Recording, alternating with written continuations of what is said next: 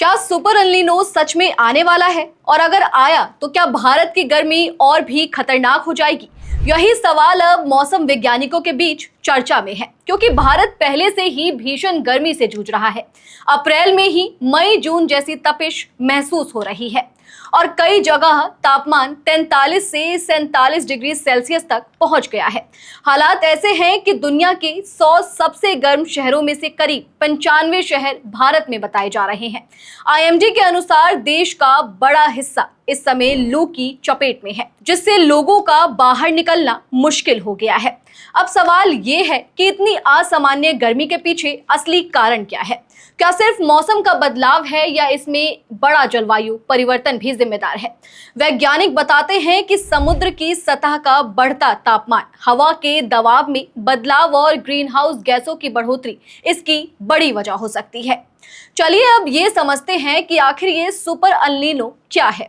सामान्य दिनों में हवाएं समुद्र के गर्म पानी को एक दिशा में धकेलती है और ठंडा पानी ऊपर आता रहता है, लेकिन जब ये संतुलन बिगड़ता है तो गर्म पानी फैल जाता है और हवाएं कमजोर पड़ जाती हैं। इसी बदलाव को एल्निनो कहा जाता है। जब ये और ज्यादा ताकतवर हो जाए तो इसे सुपर एल्निनो कहा जाता है।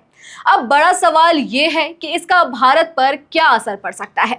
सबसे पहले तो मॉनसून पर खतरा बढ़ जाता है। बारिश कम या अनियमित हो सकती है, जिससे खेती और पानी की सप्लाई पर सीधा असर पड़ता है।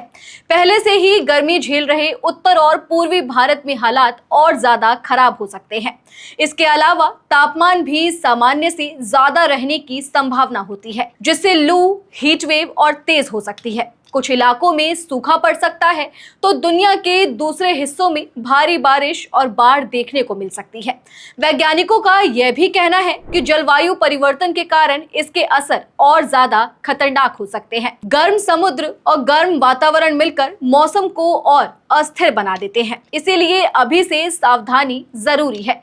किसानों को सूखा सहने वाली फसलें उगानी चाहिए, पानी बचाना चाहिए और लोगों को लू से बचने के लिए उपाय अपनाने चाहिए। अगर समय पर तैयारी की जाए तो नुकसान कम किया जा सकता है।